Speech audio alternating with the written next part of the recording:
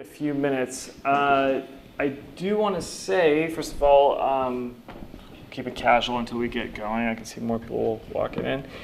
So I'm sure you guys know the Berkeley system is typically classes start about 10 minutes late, right? If it's 5, it starts at 5:10. I think for this class, we're going to aim to start right on time.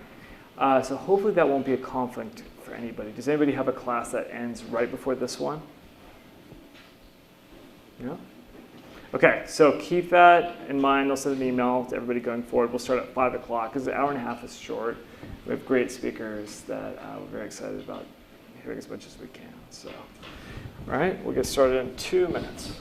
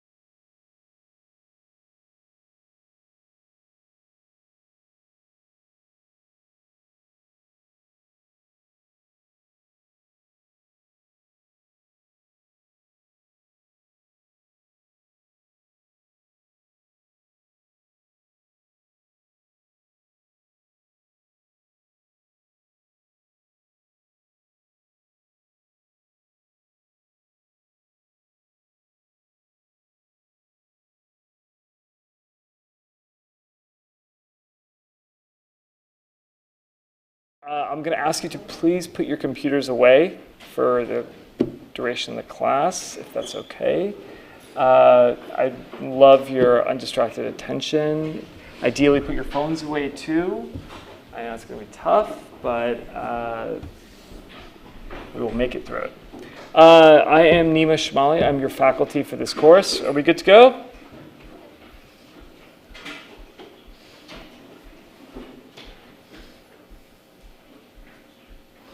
Okay, I think we're good. All right, we're going to close the door. Okay, so welcome everybody. It's wonderful to have you here. So let me ask, by a show of hands, whose first day of class at UC Berkeley is this today? Hi. So almost everybody here. Okay, whose first actual class is this? Okay, so some of you had class earlier today. Okay, well, welcome. I am thrilled to have you here. Like I said, my name is Nima Shamali. Welcome to the Executive Speaker Series for the Fung Institute. I'll give you a brief background of the class because we have a amazing speaker today that I want to get to.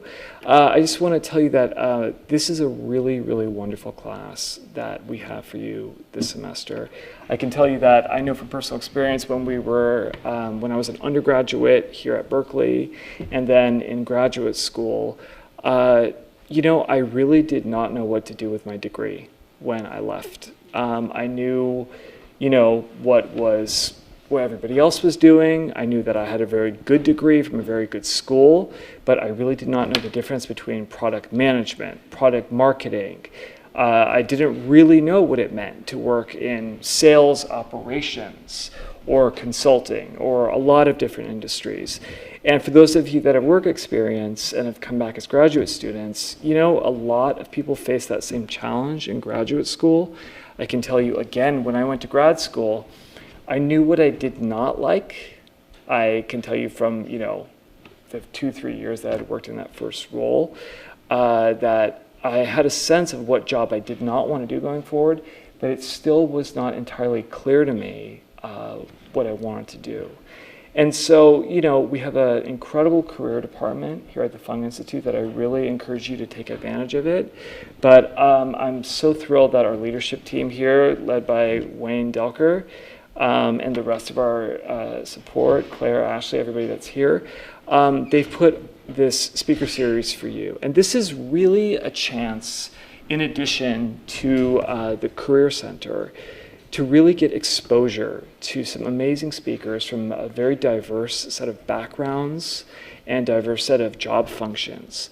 And this is your chance to, I think, really have a lot of opportunity to ask questions, to hear about the career paths and trajectories of people that have been very successful in their careers. And I think that you'll see as the semester unfolds that one of the things that I really hope is impressed upon you is that it's not a straight path for most people, right? It's very few people have had a very just clear trajectory from day one, that they knew what they wanted to do, they got the degree they wanted, they got the job they wanted.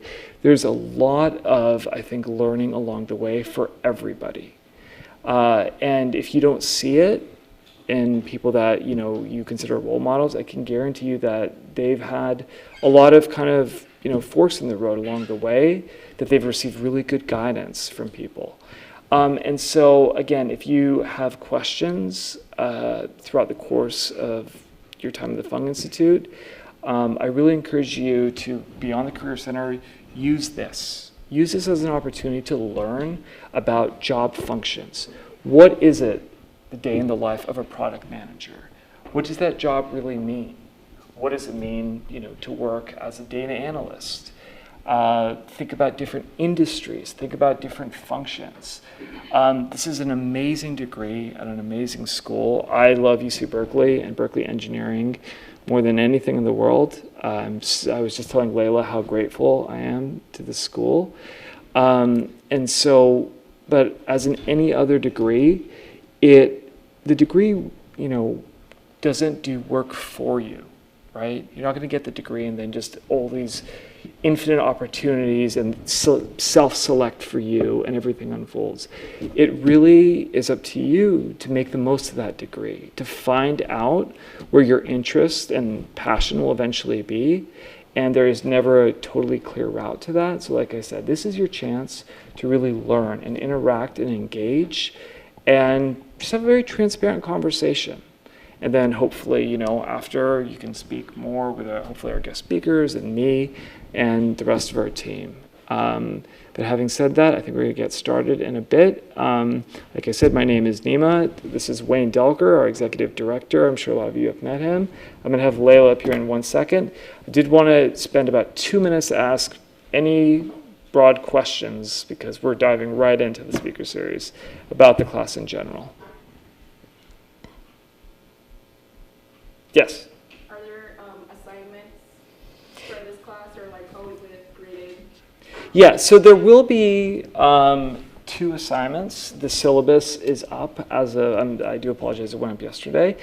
There's 2 assignments, so this is clearly, there's not going to be a ton of requirements because it's mostly speaker series, but 2 of the classes we're going to make more interactive project sessions. One will be a personal reflection, and the other will be some more of a project. But it's going to be a lot about your own development, about how do you plan to learn at the Fung Institute? What is your plan to get the most out of this degree for yourself? So it's very much a personal development journey. So there are a couple assignments. I'll have a little bit more explanation, I think, next week. Yeah. Anybody else? Nobody? Okay. So I'll get started. I'll tell you for 30 seconds. My name, like I said for the 3rd time, is Nima. I am the Global Head of Learning and Development at Plug and Play Tech Center. We are the world's most active venture capital firm. I think 7 years in a row running. We've had the most investments of any VC in the world. I'm also a lecturer here at UC Berkeley. I'm faculty at St. Mary's College of California and previously at UC Davis and at the Haas School of Business. I've also been managing partner of the Innovation Advisory Acceleration Technology Partners, and I ran innovation for Yahoo for Marissa Mayer before that. So without further ado, I would like to introduce our speaker for today. We are incredibly excited to have her here. We're so thrilled that we can lead off with her. She has such an amazing background. And in my very limited time talking to her today, I already couldn't get enough. So please give a hand to Layla Seika.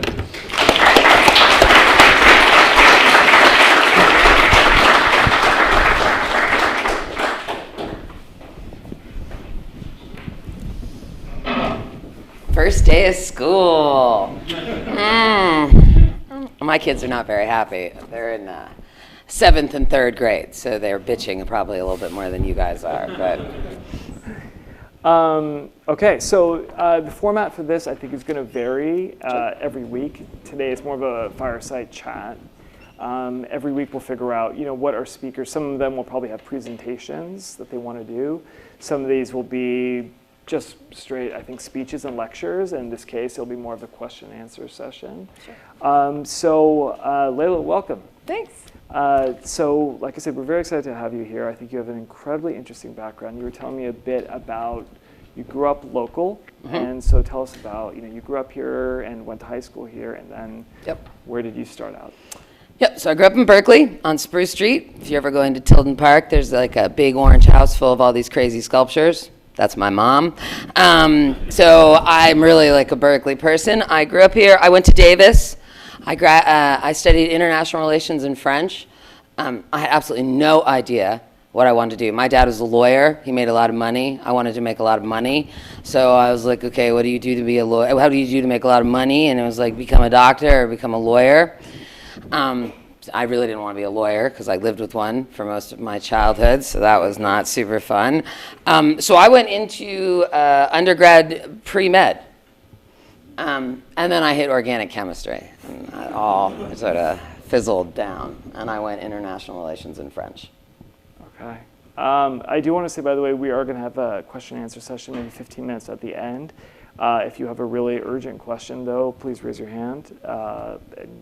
So international relations is where you started. So you started out as pre-med, went to international relations. Okay, and when you got into that degree, did you have any idea out the bat, what were you going to do with this when you left school? No, the job I ended up doing didn't exist, right? There was no internet. Shocking, I know. Like, there was none, everything I built my career on didn't exist at the time I was in college. So, there were product managers at companies like Clorox, but, I was not a chemist, right? As I told you, organic chemistry sort of exploded all dreams of any scientific future for me. So I ran to econ where it was safe and just math.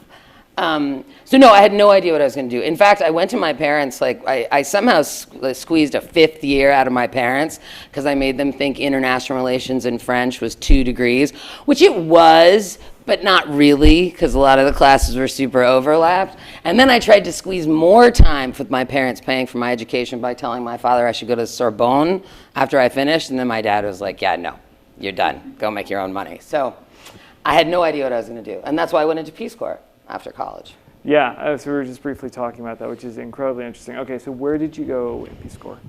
So I went to Mali, West Africa. So at that time, which was 20 plus years ago, Mali was a thriving democracy. Unfortunately, it's fallen onto different times since then. But yeah, it was sort of, to be fair, I got into law school, right? So I started, my parents, I'm first generation, my parents aren't from this country. They worked really, really hard for my sister and I to be born in this country. There were high expectations on us about success, right? And making money and America and all of this type of stuff. So in order to get that 5th year, I had to take some graduate school tests. And I took the LSAT. Really did not study very hard for it. The only one I did well on and the only one I didn't try on, which is weird. But so I got into law school, and my father really was like, okay, you're going to be a lawyer. And this is like, the hammer started coming down, and I didn't know what I wanted to be, but I knew I didn't want to be a lawyer.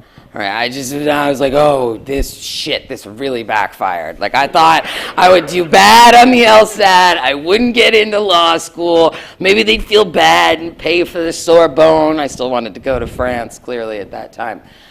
So I was walking at Davis. I was walking on campus, and I was kind of like, oh my gosh, what am I going to do? And I walked by the Peace Corps recruitment job fair thing. And I was like, yeah, you don't want me. I don't have a science degree. Because at that point, I thought you had to be pre-med, or you had to have like an engineering degree or a science degree or something. And they were like, no, actually, we're starting a new sector, a business sector, small enterprise development sector. I thought, well, I can do that. And they said, really, language is the most important thing. I thought, well, I can speak French. I mean, so I went there.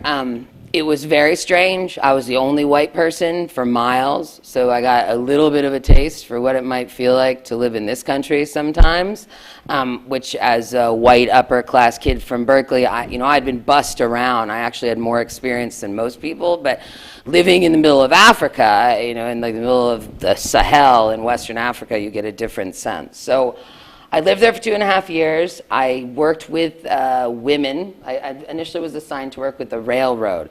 That was all men. And they really didn't like having a woman come in and like tell them how they were doing their accounting wrong. And like it's a Muslim country.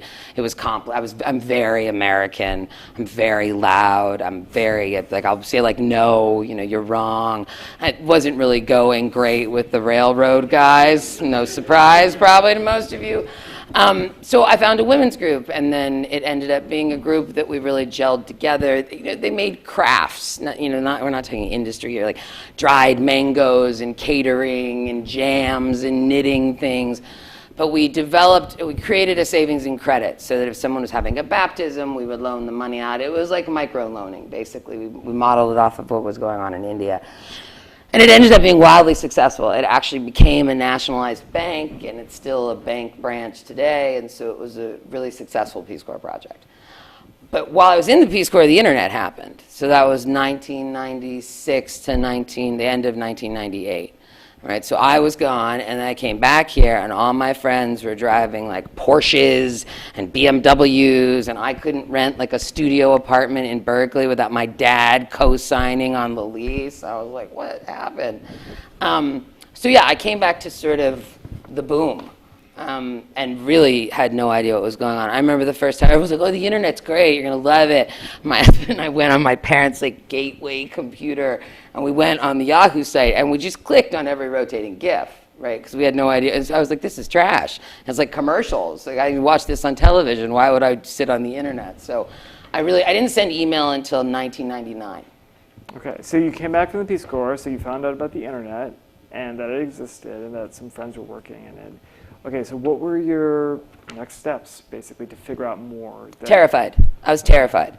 Like, I thought, Peace Corps is great, and you should do it, right? Like, let me just give a plug for the Peace Corps right now. Like, that is a great way to go do good things for other people and learn a lot about the world and a lot about America and a lot about yourself. So, like, that's a good way to spend 2 years if you really don't know what you want to do next. It at least gives you some space, so I will say that. I was terrified, right? I met my person, I ended up being my husband in Peace Corps. We came back together. We'd been making $200 a month, right? That's how much money you make in the Peace Corps. You don't make any money. So, we got like some stipend. They gave us like $1,000 each, and we were like, oh, we're rolling in it. And then we got here, and it was like, live in your mother's basement for the rest of your life, which was sort of what it was looking like. So I was desperate. I went to Craigslist. I went to Monster.com, which probably doesn't even exist anymore, and I started applying to jobs, and it basically came down to 2 jobs. One of them was going to be a broker at Morgan Stanley, which I did not want to do, but I wanted to make money, right? So like my motivation was to make money. I was like, I'm going to figure out how to make a lot of money, because it just feels like if I can do that, a lot of other things will be easy.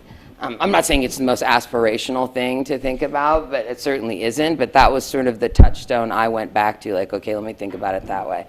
And then the other job was an Italian software company was spinning off a piece of its hardware into a startup in San Francisco inside of a incubator.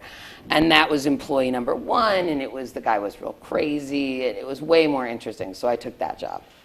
So I basically I was an assistant, right? I was I answered the phones, I ordered things, and I got invited into the room because there were 5 of us. So yeah, bring her too.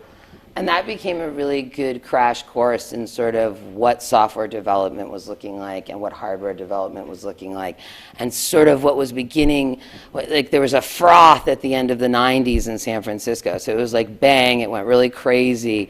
And then there was a lot of extra, it's sort of the same thing right now, to be completely honest, but this froth of extra software and hardware out there that people are sort of playing around with.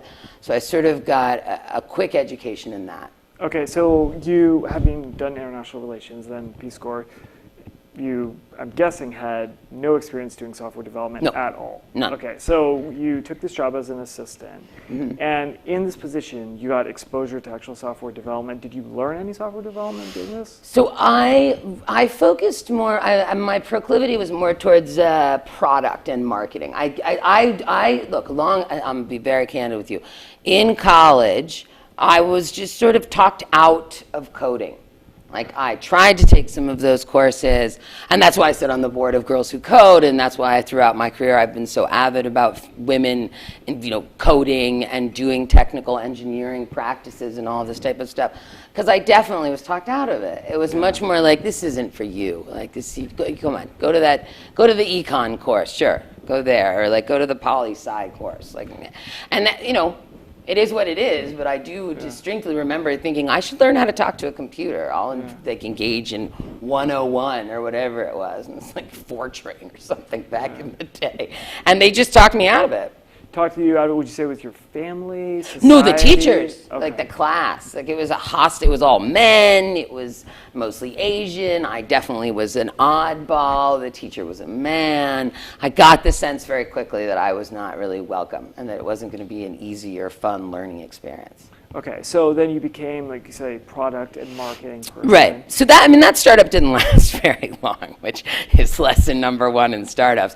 So that was a year. We managed to do that for a year, and then things started busting up. So the Italian parent company pulled out. They didn't want to do it. So then I was a little lost, right? Because I had done this weird sort of everything job and nothing job, where I'd learned a lot, but I couldn't actually point to my resume and say I built this much revenue, or I built this product, or I built anything.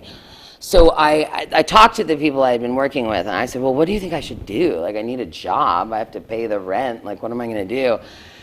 And they were all you should become a product manager, because that's being the CEO of the product. So I like doing all the little bits. I like sort of having my hand in a lot of things. And so I went on Amazon, and this is when Amazon just sold books. Truly, just books, that's it. And I bought all the books that were about product management, Product Manager Handbook, How to Be a Technical Product Manager, what does product management mean, what's the difference between this and that. And I sat at home and I read them all, right? And like, highlighted them and tried to sort of get like, okay. And then I started applying to jobs off Monster and all of these things again. And I got a product management job at a software company. And then you have to sort of BS a little sometimes to get in there. I mean, I wasn't exactly BSing, but I extended my involvement on certain things. I sort of said I led it when maybe I was second or things like that, which I don't advise doing, but I did do that at the time, full disclosure. And then I really did like product management, right? For me, the best part of anything is thinking about a problem with smart people and trying to figure out different ways to solve it and going for the most optimized one, whether that be optimizing for the least clicks or the most revenue or whatever the thing might be. So and I have a very unusual personality. I don't act like anyone else, and I never really have. I cuss a lot.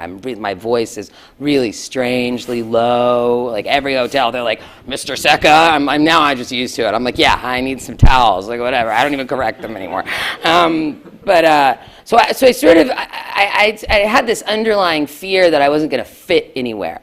I'm not going to fit in banking. I'm not going to fit in law. I'm not going to fit in accounting. Like, I'm none of these areas that other people seem to sort of gravitate toward. I was like, no, they're not going to like me. I'm not going to work in here. And software at that point too, and I think this is still true, it was just wild, right? Every kind of person. It was like the nerds won. It was Revenge of the Nerds for real. Like all the people who spent all their time like me watching Star Trek and Star Wars and like not going out and listening to music. All of a sudden we were like in charge of the world for a hot minute. And it was sort of awesome. So I found a really good groove for who I am as a person, which for me is pretty important at work because I have a heart. Some people, like I know people that can go to work and they act one way and then they go home and they act totally different. And you're like, wow, I mean, that's bananas. I can't do it. Like what you see is what you get, right? So I started in product management. It was a contingent workforce management software. So trying to help contractors find jobs, right? And this was back when Microsoft was getting sued for co-employment. So it was a big lawsuit, and Microsoft had basically not been paying all these contractors health insurance and all the benefits they deserved, treating them like employees but paying them like they weren't. And so it went to Congress. It was a hot mess, right? So this software made a lot of sense because it would build regulation into how that process worked. So we built that, and this was like 99, and then the whole thing exploded. It was like you could buy a Herman Miller chair on every sidewalk for like $20. Every software company was going out of business.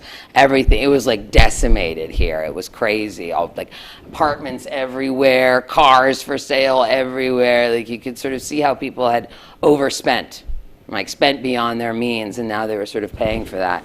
So that company got bought by another company. So, and during that acquisition process, I got acquired with it. Okay, so I do want to back up actually, because as I mentioned, one of the things that I'll probably on a weekly basis do is try to delve a little bit deeper into what the actual day-to-day functions are of these different roles.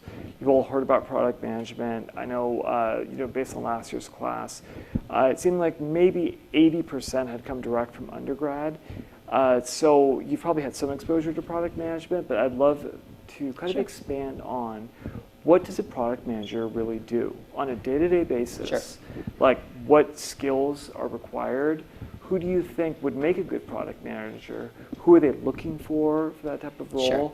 And like, what did you think? Like, what did you do on a daily basis? So the role has evolved, which is always how this works. So when I came out, it was a much different role than the role today. Do you want me to talk about the role today? Yeah, tell us, well, first give us briefly about when you started, what drew you to it, and then I'd love to hear about what is the role today, who are they looking for, and who would like that job? Sure. Right?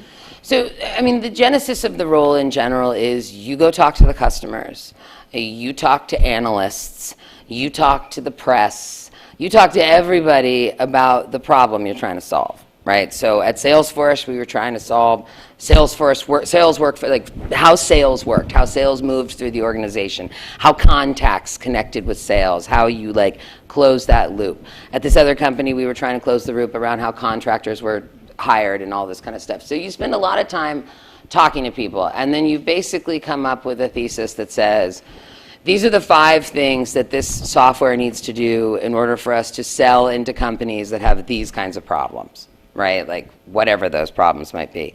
Once you get a decent handle on what that is, like generally what those problems are, you write a spec, right? So a spec is a requirements document that's sort of, they can be anywhere from, a good one should be no longer than 5 pages long, candidly, because if you can't do it in that, it's probably too complicated, or the algorithms need some separate indexing.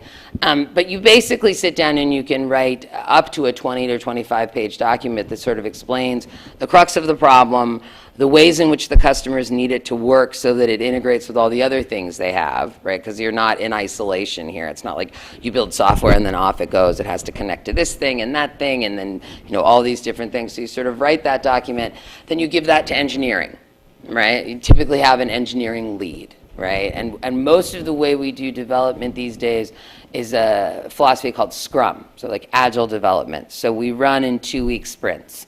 So I will go to the engineering team, the engineering lead, and say, here's my spec. This is what we need to build. They'll read it. We'll go back and forth in meetings, questions. What about this? What about that? It goes on and on for a fair amount of time until the engineering team and the product team sort of settle on an overall solution that the engineering team feels they can build in the requisite amount of time. The product team feels will address the need enough to be able to make the sale. And then you sprint, which essentially means the engineers start coding, right? And they code and they check in and they check their work as they're checking in, so you sort of don't need quite as much quality assurance on the back end. They run on a 2-week sprint, and then at the end of the sprint you check the work, and if it's sufficient and meets all of the points of the story and all the ways you sort of talked about how it needed to be built, you put it into production. Right, so that's how software is released. Now, the funny thing is that back when I started this, you released software once a year onto an FTP site, or you sent someone a gold CD, and that was it. And you worked all year long. It was called waterfall development, where basically then you would write like a 200-page requirement document and argue for 5 months, and then 6 months later you'd get the release. And so you spent all of that year worried about what your competitors were finding out about what you were building. And then, waterfall, typical Agile is 2 weeks. Now, today, with technologies like AWS, you can release every minute. You can release every 30 seconds. Like, you can release all the time. You can release 15 times a minute, depending on what you're releasing. So the structure of how we develop product has shifted a bit in that rapid development cycle. But most companies, like a Salesforce, will keep to the 2-week sprint and keep to a 3-year release cycle, because that's the expectation the customer base has, until they're forced to change because competitors are coming faster and innovating quicker, and so they have to shift the way they've been delivering stuff. Is that too much? No, that's perfect. Okay. So what would you say as far as the coding knowledge that's required of a product manager today? How much do you have to be fluent in the ability to code? So I don't know how to code. I can really mess up some HTML if I'm back against a wall. But in general, I don't know how to code. But to my point, when I came up, product management was a much different discipline. It was half product management, half product marketing. So I would spend a lot of time with engineering, and then I would switch once we agreed on what they were building, and I'd spend all my time on marketing and sales enablement, and like how we're going to take it out.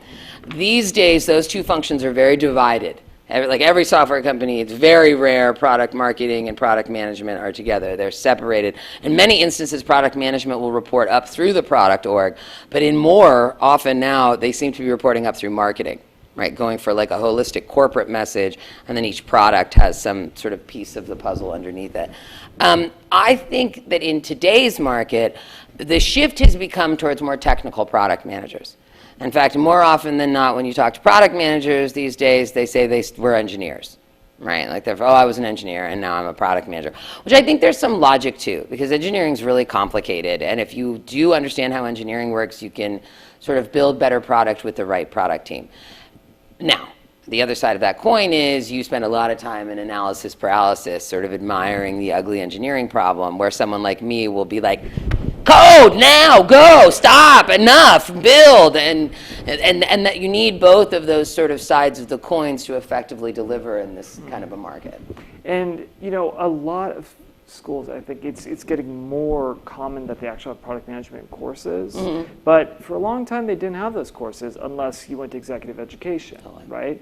So exec ed, these are non-degree programs typically for mid-career professionals. We have some really, really strong product management people here. Sarah Beckman, who's in the College of Engineering and Business School, is excellent at that. But typically those courses are 1 to 2 week courses for people that have a lot of times already worked in product management. So what would you say to somebody that is looking to learn more about that career and gain exposure for them? What in today's market is the best way? Well, I mean, if you have access to take a course on product management, you should, right? Just because it will teach you how the whole how the whole thing works, right? Everything centers around the product, so it sort of shows you how the whole organism comes out. I think that all of you would be doing yourselves a massive disservice if you didn't learn how to code. Now, I'm not saying you have to be Steve Wojcicki or you have to run around and be one of those people and go bananas, but you should be able to talk to the computer. I mean, just consider for a second that the computer is going to run every single part of your life in the next 10 years. Don't you want to be able to talk directly to it and not through someone else? I mean, I sure wish. I'm going to learn how to code, God help me. In one of these summer immersion programs with all these little elementary school girls, I'm going to do that. I think that you need to learn. My niece is going to be a doctor, right? And she's like, I don't need to learn how to code. And I was like, you're crazy.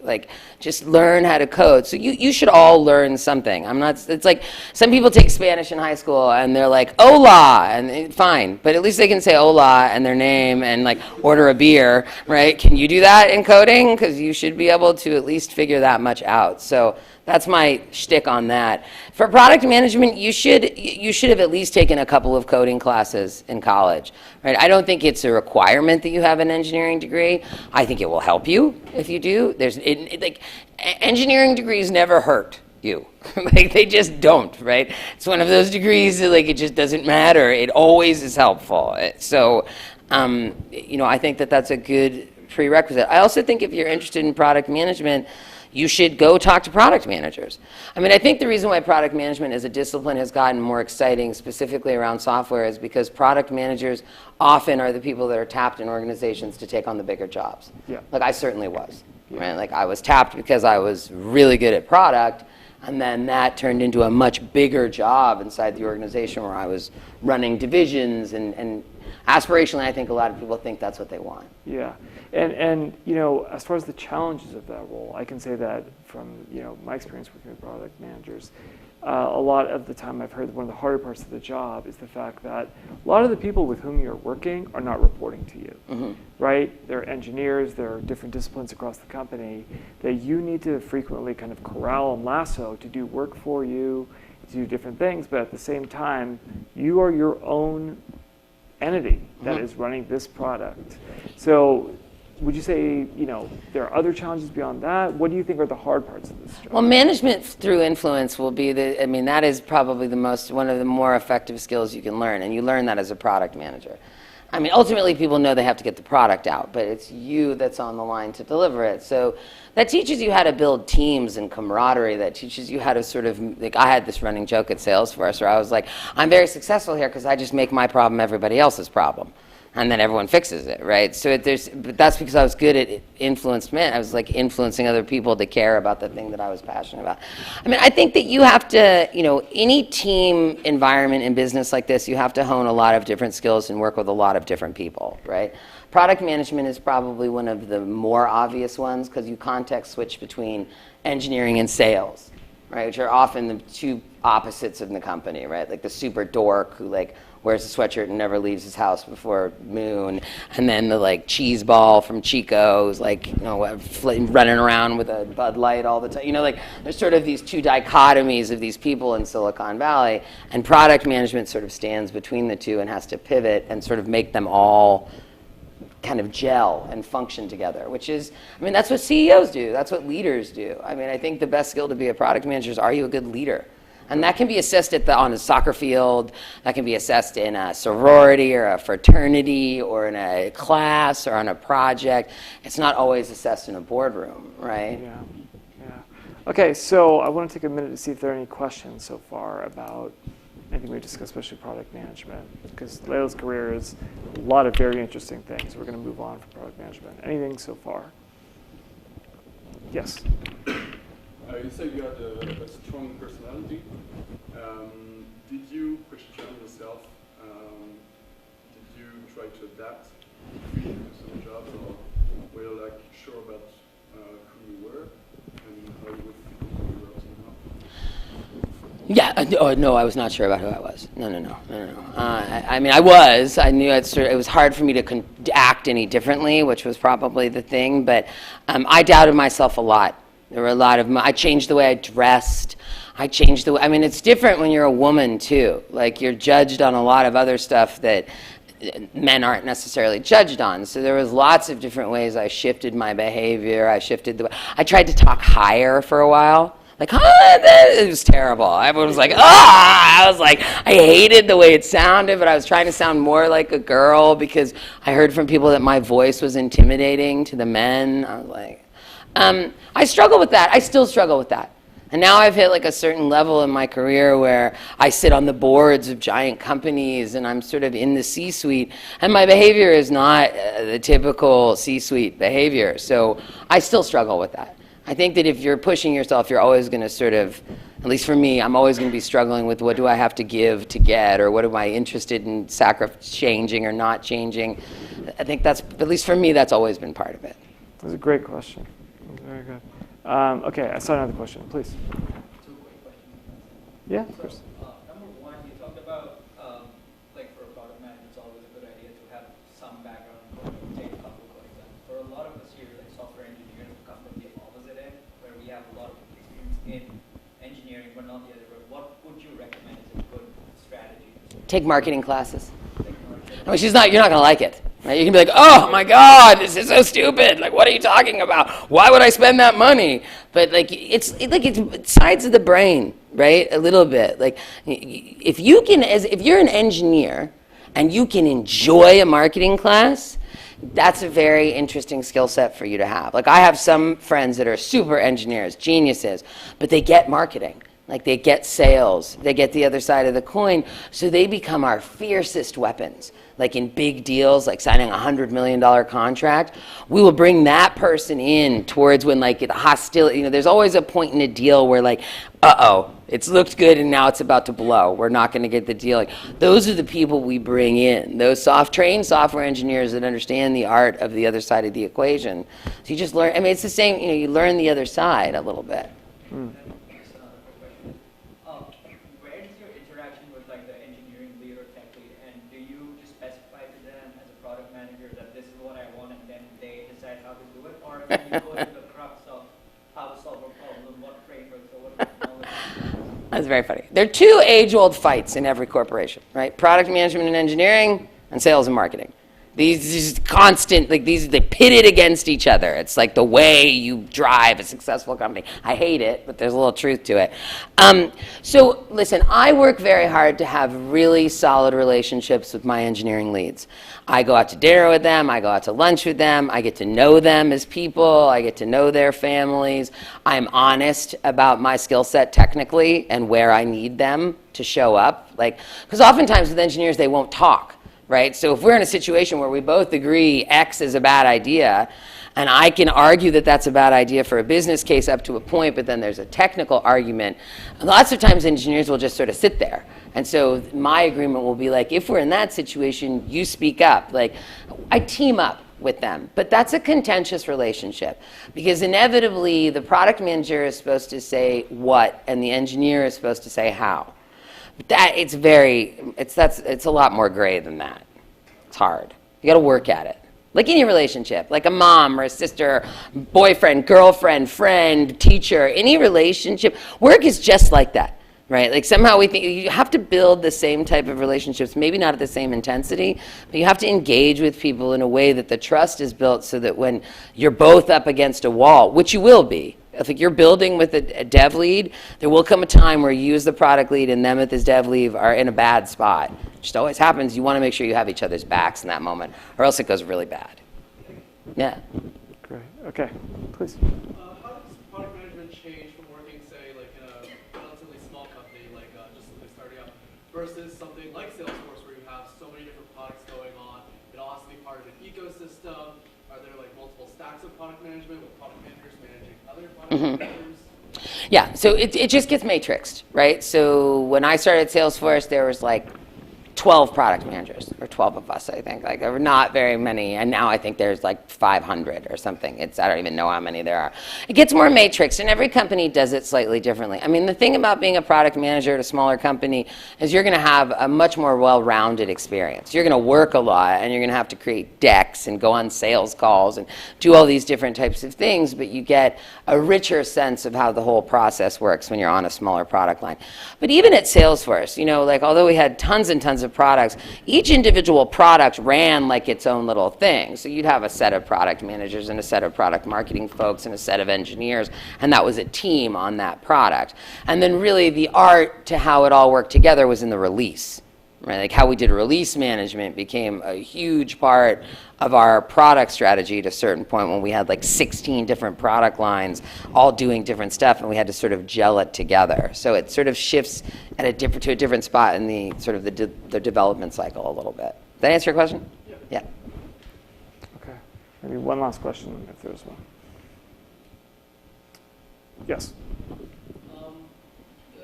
You kind of said before that product management is kind of gateway to higher positions in the organization. So, isn't MBA a prerequisite to get into those positions? Or? No. Yes. No.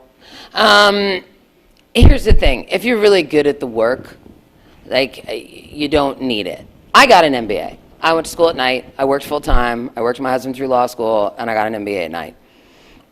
Mostly because my mother was insistent that I have a graduate degree. That is really the reason. But I also, here's the thing, I didn't want to not be in the club, right? I didn't want my resume to be up against someone else's resume and them to be like, well, he has an MBA, right? Which was a very real thing for me, right? Like, it was a very, very real fear. And I'm glad I got my MBA because I got a lot better at accounting, which ended up, as I got those higher up jobs, ended up being really important because I spent way more time in the numbers as I became a general manager and like ran up and did the C-suite. You spend much less time writing specs or doing anything on the product. You spend all your time analyzing the numbers and trying to understand how you're going to make the sort of the marks or whatever. Look, education is never a waste. Okay, the only thing that people can't take away from you is your education. So if in getting an MBA, especially at a school like Cal or a lot of schools in the Bay Area, is a great way to network into Silicon Valley, if that's what you want to do, right? If that's where your sort of passion lies. Yeah, I would mention that, you know, the difference between kind of technical management and I would say general management. Actually, Wayne has a very good interview that was out last week about your kind of career choices, that if they can still read that. Sure. Yeah, if we can get maybe a link to everybody for that. It was a really strong interview about how you made that choice about which kind of path to follow. Oh, you mean the thing between how you decide whether you want to be in the standing R&D side or engineering versus the general management? Yeah. It's a tough choice. Yeah. It really comes down to what really, where you get your own job satisfaction, and they're both equally valuable Yep. to the company. I said that with the tragedy is sometimes folks feel they have to leave the technology side to go into general management to be successful. You really don't. Yeah. You have great careers in this. Yeah. In addition to the other things that we'll, get to you from today, I'll get Wayne's interview to you about that. It was very good.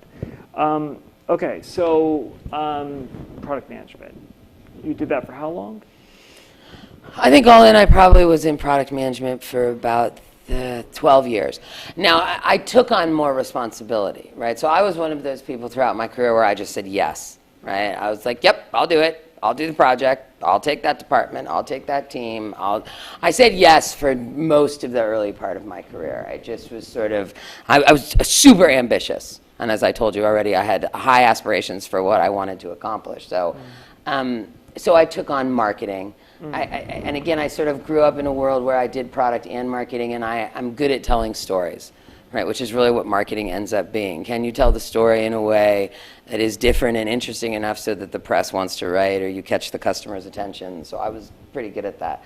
So I took on marketing, but mostly I was in product. That's where the majority of my energy went. Okay, was it marketing or product marketing? It was marketing and product. So I was running pipe. Okay. Right, we were doing product marketing too, but I was running pipe, I was running campaigns, I was running all the online, all the ad, SEO, SEM. I was running sort of the whole marketing department and the product department. Okay, so how did you find your responsibilities kind of shifting as your job split into these two then? Well, And did you want to? I did. Was this an active choice? At this point in the game, I wanted to be CEO. So at this point in the game, I was young. I wanted to go all the way to the top. I wanted that job. I had every aspiration of getting there before 35. I had a I'm like maniacal planner. None of it ever works out, right? But I still do it because it makes me feel better. At least I have to act like I have some control over what's happening to me. So that was it. So yes, I wanted marketing because I felt like I knew how product worked. I had strong product leaders on all of the products I was responsible for. I was becoming overhead. Like if you do your job well, eventually you start feeling sort of like overhead. Like they just come to you with problems or like, can I have more money? It's so boring, right? So marketing was a new challenge. And the thing with product is it's delivery and quality, right? You're sort of judged on, did you hit the date and is it good? Like, is it buggy or is it good? When you start to own a function like marketing, you own the pipeline. Right? So the pipeline is the leads that come into the company that the sales teams then goes and closes, and that's how you make revenue. So and then that's where I told you sales and marketing always hate each other, because sales will always say, you didn't give me any leads, and marketing will always say, you didn't close my leads. And this is like the war that happens when people don't hit their numbers most of the time. So running pipe was a different challenge. Okay, and this whole time you were at Salesforce? No, this is earlier. So I worked at a company, I worked at that contingent workforce management software company that was bought by a company that did professional services automation, that was then bought by a company. This is what happens when the boom and all the froth starts dying. This will happen soon here, God help us. I'm so terrified. So then that company got bought by another company that did like, construction project management software, and then that's where I was running all that, and then that company got bought by Oracle. So when that company got bought by Oracle, they laid off the management team. So I was pregnant, I was on maternity leave, and I got laid off, which is almost impossible in this country, but it happened to me, legally. So then I had a baby, which was sort of terrifying, because I had never worked and had a child, and I was totally scared about what that was going to do to my career and what I was going to feel about work and all of this type of stuff. So that's when I started talking to Salesforce. And actually, it's funny, my contract with Salesforce, I worked there for like 12 years, so I worked there a really long time, but my initial contract with Salesforce, I took a lower title than the one I had had before. I took less money. I worked for someone that I didn't think I should work for, and it was all because I wanted to leave at 4:30 every day, because I wanted to get my kid. And so like my priority, it's funny because now when I look at jobs or any kind of offer, like my schema for how I think about things is completely different. But at that point I was a new mom. I was like 33.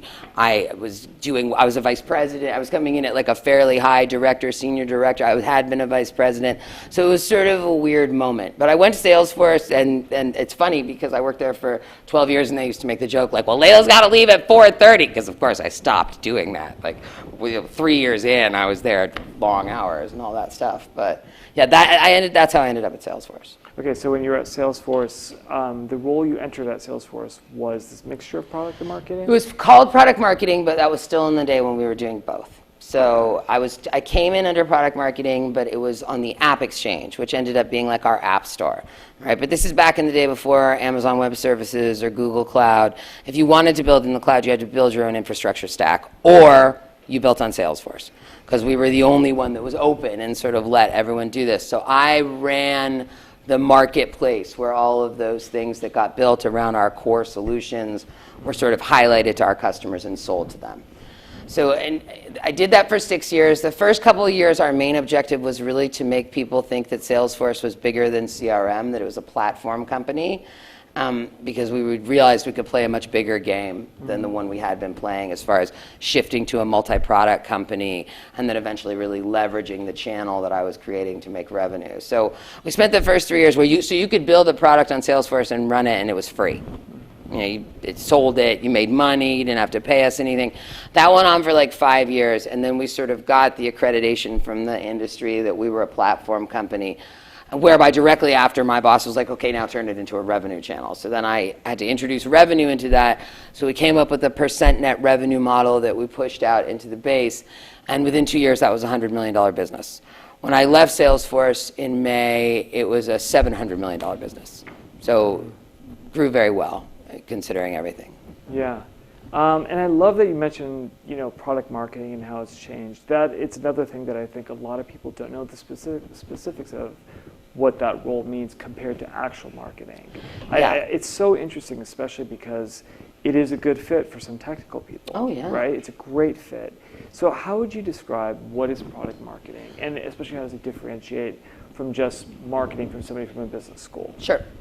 So product marketing is very specifically writing the narrative of that particular product. So at Salesforce, for lack of, it's my best reference, right? I worked there for a long time. We had a lot of products. So why do I want to do this one? What is it about this product that's interesting? Writing that narrative and then creating, you run a campaign. When you go to Amazon, they send you a whole bunch of emails after telling you to buy new stuff. That's all a product marketing campaign around those things. You do promotion on Google. You do promotion on the website. You do events that center around industry leaders that talk about the specific product you're doing. You sort of leverage the engine to talk just very specifically about that product and its features. Whereby corporate marketing, on the other side, is running the brand, right? So they'll be running Salesforce, Salesforce.com, campaigns about Salesforce, Salesforce's web presence. But inside Salesforce, if I ran the App Exchange, if I wanted to buy a whole bunch of keywords, I would have to go talk to corporate marketing about the keywords because there's, that's sort of the check and balances. So product marketing is fun because you can push and extend and do interesting things around the product line depending on how the corporate marketing function is set up to oversee that. Okay. And, having done, I guess, a few different roles across your career and then staying at Salesforce for a while, I guess in this day and age when people are switching companies every 2 to 3 years, you're, maybe... I stayed there a long time. You did. You stayed there quite a while. It was a pretty good run. I mean, to be clear, when I started there, I was employee number 1,800. It was a $500 million company. When I left, there were 42,000 employees, and it's a $16 billion company. So it definitely was not a bad decision to stay there, but I did stay there a long time. Yeah. And why was that? What kept you there? Look, Salesforce is an interesting company, and they let me do other stuff. Every time I tried to leave or get bored, they would give me a new job. So I ran the App Exchange, then I ran a whole nother division, a customer support software, then I ran the App Exchange again, then I ran our mobile platform. So I moved around inside the company into different roles. And I really like Salesforce. It appealed to me as a company because it was sort of approaching being a company differently than other ones. When I first went there, we had this 1-1-1 model, which now seems very common, that corporations have a philanthropy associated with them where they donate and give money. No one had done that before Salesforce. So, being in the Peace Corps, that clearly appealed to me. You get a week off to volunteer, they match your donation amount to charities, all these types of things. But then, Salesforce also took a stand. So there's an old story about 5 years ago. My friend and I, she was running HR at the time. We'd been friends for a long time. We went to our CEO, Mark Benioff, and we told him the women weren't being paid the same as the men. And it was sort of a shocking moment where he was like, nope, there's no way that could be the truth. There's no way, that's not our company. And I was like, no, I really think this is happening. And, kudos to him because he said, go look. And we did. And in fact, it was the case. There was a $3 million discrepancy where the women and some men, but the women weren't being paid the same. And then we ran the analysis the next year. And again, there was another $3 million discrepancy. And then we ran it again, another $3 million discrepancy. Now, we bought north of 80 companies in that period of time. And when you buy a company, you buy their hiring and their salary practices. But the point really being, it shows you how institutionalized some of the ways things work in our society are, specifically around women and minorities and sort of the way things work. And to work at a company that was willing to take a stand on that. And I mean, we went, I met the president, Obama, by the way, see what I'm talking about. I met, we hosted an Academy Award-winning dinner at Patricia Arquette's house. I sat next to Jennifer Lawrence. I went to my life went totally crazy for a period of time because we sort of became the face of equal pay in technology. And that, my goal with doing that was not only to change Salesforce, but really to shake. I said to Mark, if you say this, there's no way any other company can hide. Like if you stand up and say our company, the biggest company in San Francisco, is going to run a pay audit, every company in Silicon Valley is going to have to answer for that. And sure enough, that's become the norm. Like now that's part of the questions. Everyone asks, look, what's your pay? Like how do you do equal pay? So I was for me, Salesforce stopped just being a job and became a mission, right, with equal pay. And then I became the executive sponsor of the Black Employee Resource Group at Salesforce. And I grew up in Berkeley. Right, I was taught that, although I wanted to make money, I was taught that you spend your life in service to others. Like you spend your life trying to make it better for people that have it worse than you. So Salesforce allowed me to really flex that muscle while still running a $700 million business and being a very successful software executive. So, a lot of times when we think about companies today, we think about your generation coming out into companies, you have a very different expectation of working than the one we were raised with. Like I was raised to say thank you and shut up and be happy I had a job, right? And do your best and get out of there and done. And that was never super appealing to me, but I was like, okay, that's what it is. It shifted in the last 20 years quite a bit, where you can bring a lot more of your full self to work. So you have to, when you look at the type of work you want to do, you also have to look at the type of company you want to affiliate with and what they stand for, and does that match up with what you stand for? Because if you make that connection well, you can stay somewhere for 12 years. I was happy there. I really was. It's just at the end, I was like, Jesus, I'm going to be here longer than I lived with my parents. I got to get out of here. I'm going to try something new, or I'm never going to get a shot. But you spend a lot of time at work. A lot more time at work than you spend pretty much anywhere. Right? Like if you think about it, you get a couple days on the weekend and some time at night, but if you don't like what you're doing all the time, those people that do work that they don't like. We all see them. You see them on the bus. Some people are stuck, and that's terrible, but that's what they have to do. You are not stuck. You go to Cal. It's like one of the best schools. I mean, bravo, you got into Cal. Like I didn't, by the way. But you have every opportunity in front of you, so you can consider your work life and trying to make it rich. Not just rich in money and in position and in power and all of those things, which are lovely and intoxicating, and I like all of those, but also rich in regard to how you feel. Right? I felt good going to work there. I felt like I was making a difference beyond just making money. Yeah, that's amazing. Any questions on this? So I'm really impressed by your fight for equal pay. I'm just thinking from my professional experience that at some point, I'm sure someone had to say to you, that's $3 million out of our profits. Like, taking that story and flipping on its head the other way. So no, it was really, so when we came up with the idea, right, and then we didn't know, right, we had no idea what the problem could be. And it's sort of this thing where if you look, you have to fix it. Like that's the law of the country, right? So most people just don't look. And when we were socializing it, we went to a lot of senior people in the company, and a good number of them were like, don't do this, no. You're like officers of the company, your executives, your responsibilities to the company. This is a huge liability. You absolutely should not do this. And so it was a friend of mine. I'm glad I had her. We sort of had each other's backs, but we did struggle with it. And then ultimately we both felt that it was the CEO's decision. And if he had said no, we would have walked out and gone on working, right? I probably would have left a little earlier, but I sort of thought he was going to say no. Like both our moms called us the minute we walked out of his house, and they're like, what'd he say? Because we were like, what's he going to say? Are we going to get fired? Are we going to get in trouble? Like this, it was, we actually didn't think that, because he's a very nice human being. He's a very real, normal, for all his sort of pomp and circumstance. So I wasn't worried about my career or anything like that, but I did think it was a very good possibility he was going to say no. Because at one point he asked us, how much could this cost? And she was the head of HR, so I was like, I'm not answering this. But I remember she said anywhere from $5 million to $100 million. We have no idea how big this problem is.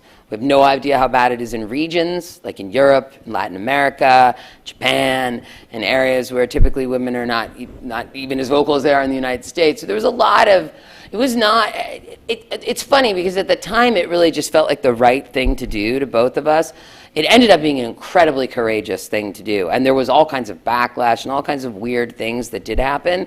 But it's still probably one of the things, outside of like my kids, it's the thing I'm most proud of, that I ever did. It was worth it. And, we all have a responsibility in this. And I say this a lot too. The men have a really big responsibility in this because you can actually affect this change. You see it much more than we did. Like she and I got up to the C-suite, so we got access to things that in the past we hadn't had access to. And that was a concerted move. Like our boss went and said, where are the women? There are no women. And then we got sort of plucked up and brought up through the process. But if we can't make the same money as the men, there's just absolutely no way we're ever going to be able to get the same sort of position and ability. So it's not fair. Thank you. Any other questions? Yes.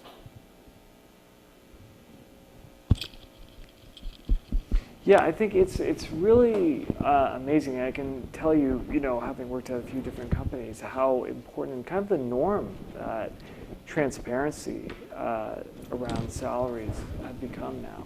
I know at Yahoo, it was a thing that a lot of people volunteered information on their salaries just so that we could have transparency. It's complicated, right? I mean, it's complicated. I'll tell you, and there's a further piece of the story since we're on it, right? I knew there was a problem. Like I could tell, right? I was with other product leaders and they'd be talking about like buying a Tesla and I'd be like, I could buy a Tesla, but that'd be so stupid. Like I wouldn't be able to go to Safeway if I bought it, like dumb.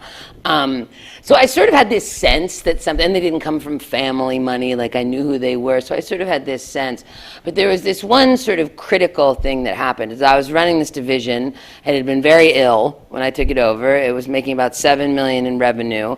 And in 23 months, I grew it to 34 million. Like it was a crazy run, right? So we were crushing it. The numbers were off the charts. Everyone was very excited. I had 4 people that worked for me, 2 women, 2 men, vice presidents, the senior vice presidents, all that kind of stuff. So the time comes for bonuses and stock options and all that stuff. There's every year this happens. So they give you something, and then you go fight to get more, and you try to get as much for your team as possible. So I really was doing well, so I fought hard.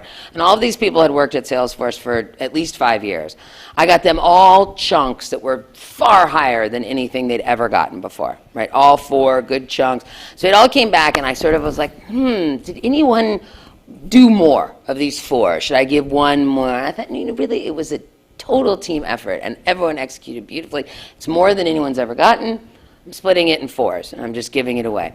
So then you have these meetings, right? So my assistant sets up the meeting. The first meeting's with one of the women executives. Great job, performance review, here's your money. Oh, Layla, thank you so much. I had such a good time. I love working here. Thank you for all this money. This is amazing. Great, super, awesome. Next meeting happens to be a woman. Tell her, great job, performance review, here's your money. Oh my God, Layla, so much money. Thank you so much. I love it, so much money. Then the man comes in. The first man comes in. Great job, here's the money. And he looks at me and says, I want more money. And I was like, in my head, I'm like, I need a new head of engineering. I'm like thinking, this guy's out of here. Like, I just fought hard. Like, no. But he says that to me, and I'm like, okay, I'll take it under advisement, whatever. Say some sort of bitchy thing to try to make him move on. Really irritated. And then my COO walks in. So this is the guy I run the business with. Like, this is the guy, I wake up in the morning and I talk to my husband and I talk to him. I go to bed at night, talk to him, I talk to my husband. Like, we run the business together all the time. And so he was the one I was suffering. He was the one I thought maybe I should give this one more, but I didn't. So he sits down, performance review, blah, blah, blah. I give him the money and he says, I want more.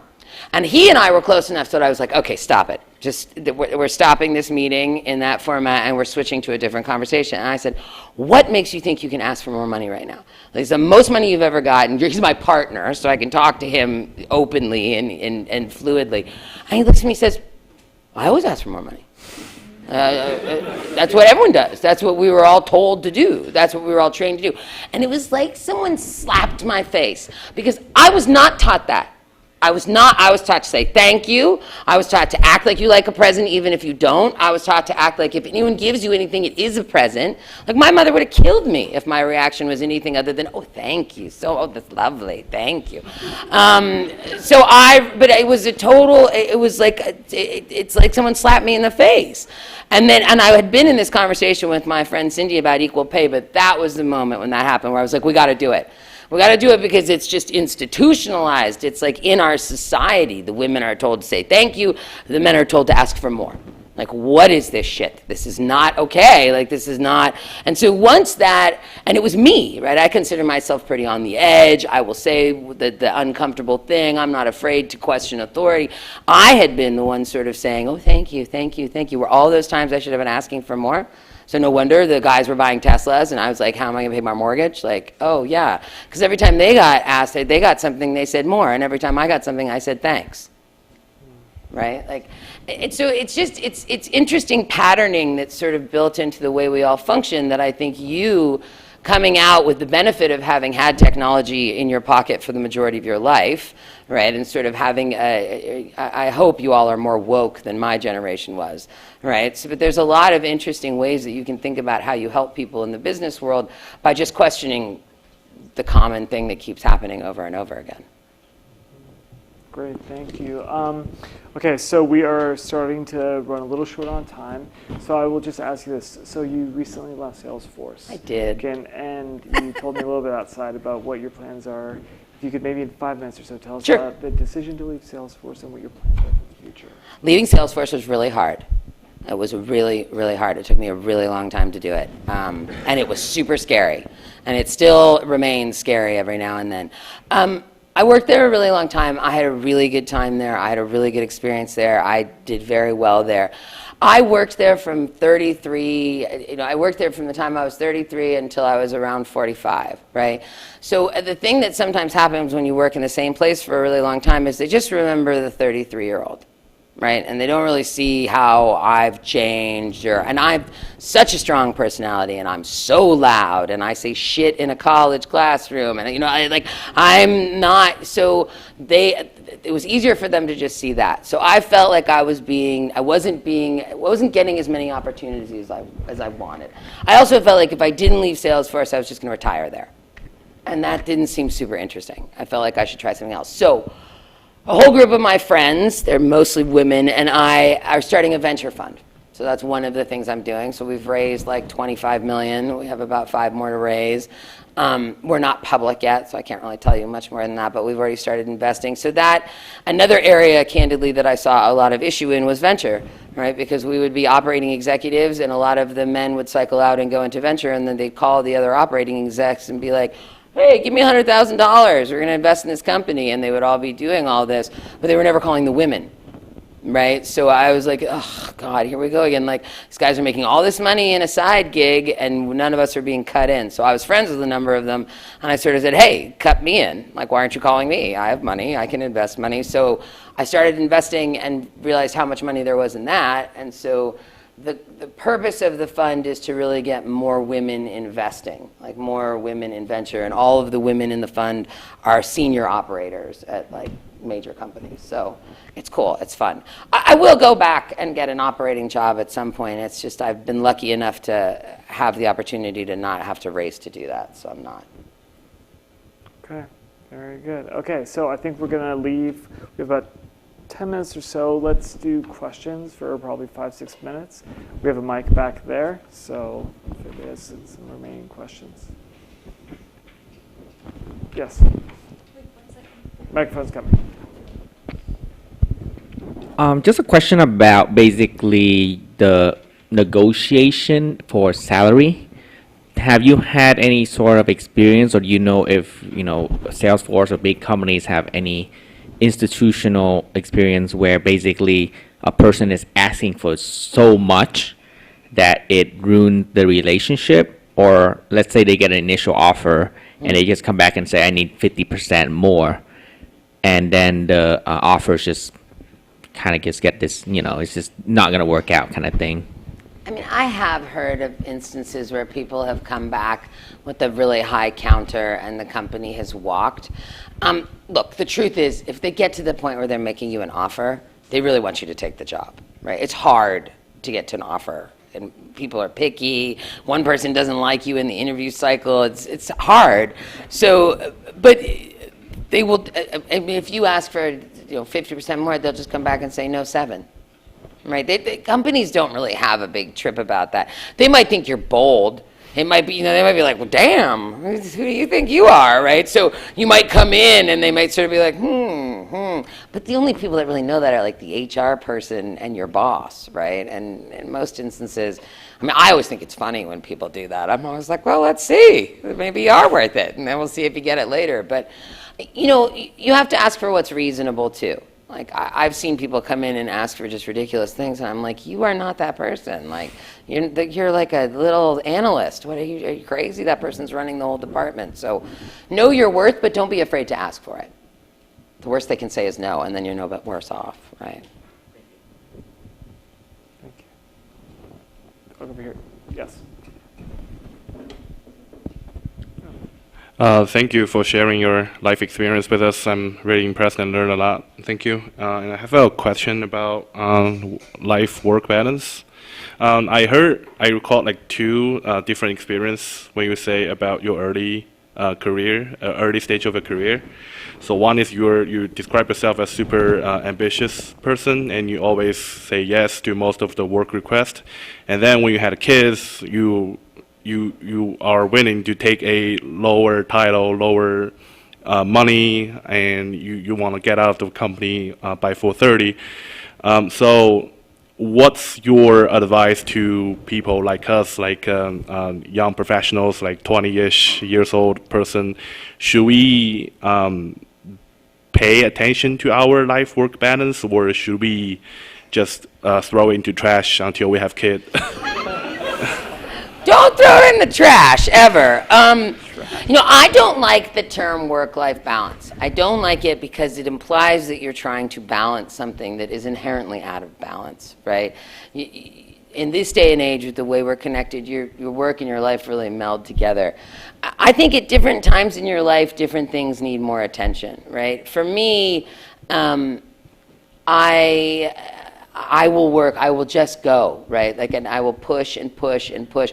Learning how to say no was one of the most complicated parts of me turning into an executive, right? And the thing that no one really tells you is the rules change. Like the minute you master the rules as an individual contributor and get promoted, you're now in a whole new rule set and you suck. You just suck. Everything that made you great here makes you terrible here. And then you move from this into executive, another whole new rule set, and then you're not going to be good at it. So during those periods of time, you may have to give more to the job, right? But as long as you're sort of open and clear with yourself that you're doing that and you're not sacrificing your health or sacrificing your friends or your fun or your family or your life. I've seen a lot of people go all in, right? And I definitely did at periods of time. There was one period where I worked so much, I knew I wasn't doing a good job. I wasn't doing a good job with my kids. I wasn't doing a good job with my husband. Wasn't doing a good job with my parents. And so I was in the car with my husband and I was like, okay, tell me what it felt like to live with me for the last year. And I won't say anything. Like, I'll just write it down. I won't say, no, you're wrong, or let me argue with you about this.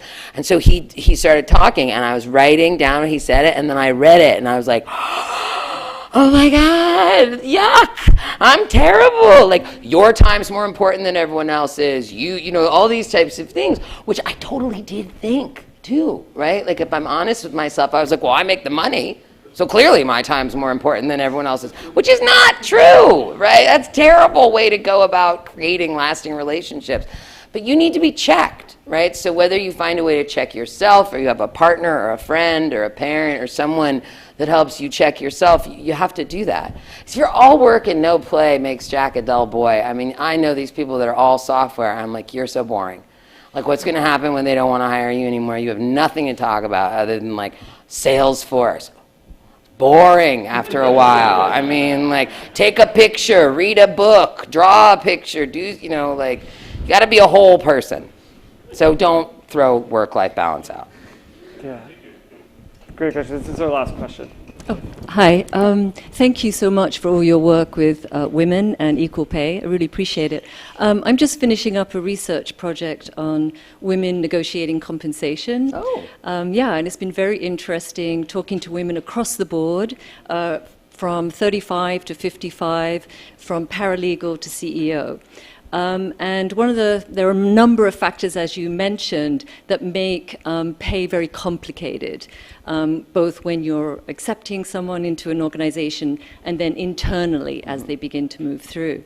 I'm just curious, one of the factors they've shown that women can actually be better at negotiating compensation if they get a signal from the company that negotiation is actually possible. And I'm just curious if you have come across any organizations, including Salesforce, that are willing to or have been indicating to women that they should negotiate or that negotiation is acceptable at that stage. I have never met a company that has said that. And it's because it's not in their best interest, right? I mean, I think that intellectually and emotionally everyone knows that that's the right thing to do, but the honest truth is I don't have to pay you an extra $100,000. I can go get someone else, or I can go get something else, or I can go buy. Everything's a trade-off in all of these companies. I will say, like, my advice to people is always ask for more. It doesn't matter who, I'm like, ask for more, right? Like, I learned that the hard way, right? Sort of being through that. I've seen companies expose their salary data. Right, say this is the role, this is the money. We're not talking about it anymore. If you don't want the role or the money, don't come here anymore. I think that's super interesting. But this is going to be a hard game to break. They love this game. They love it on the golf course. You know, it's just very embedded into the way corporate America works. Like, I got her for cheap. I got him for cheap. This was the way we all talked for a really long time. Me too. Like, I got a deal on him. I can't believe he came in at this amount of money. Because back in the day, that's more or less what we were judged on. Sort of equal pay, and this being woke to this fact has shifted. Companies don't know what position to take, so they take none.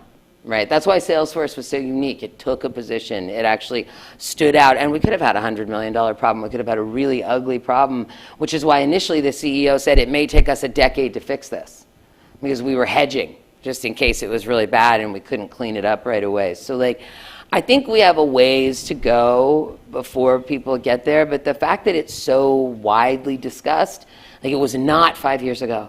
It really wasn't. Like, there's no talk about salary. There was no talk about equal pay. It just was not on the tongue. And now it's in every presidential debate. It's everywhere. So the progress has begun. But I think companies have a ways to go before they make this really easy for us. Yeah, I agree.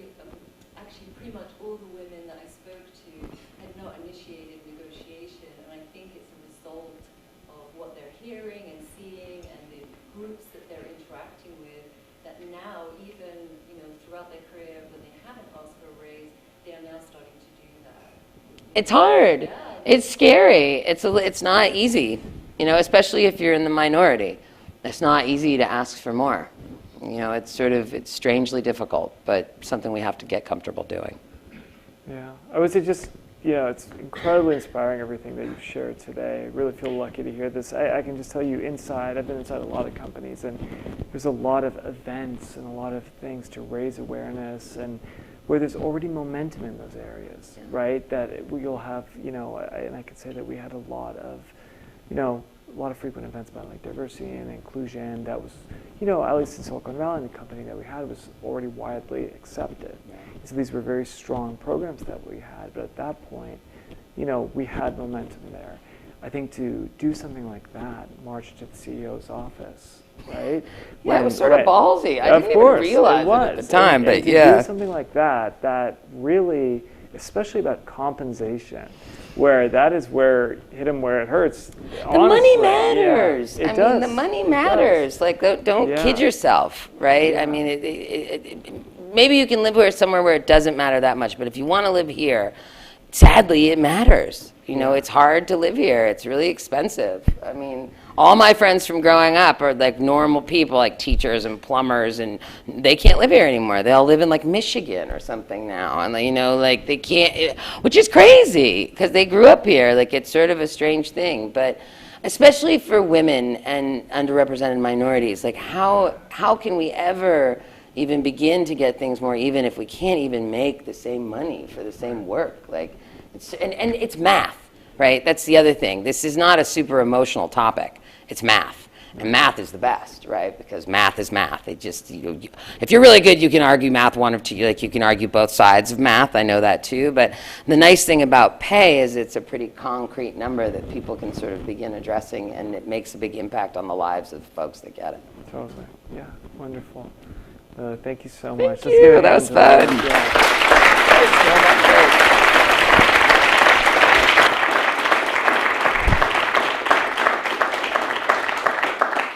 Okay, so everybody, thank you so much. Don't stand. We are out of time for today. I don't know if you have to leave this minute, but if you want to come say a few words, I'll just say, again, expect to receive some emails from me. Next week, we're going to have Damien McKenna, who is a very good friend of mine, very dynamic speaker. He was he was a director at Google for a long time, then a global head of e-commerce for Facebook. Entire global head, and has recently left to run a very exciting startup. So he'll be here, very dynamic speaker, and has been through a lot of challenges personally. So I'm very excited for him to be here. Yeah. So one more hand for Layla. Thank you so much. Yeah.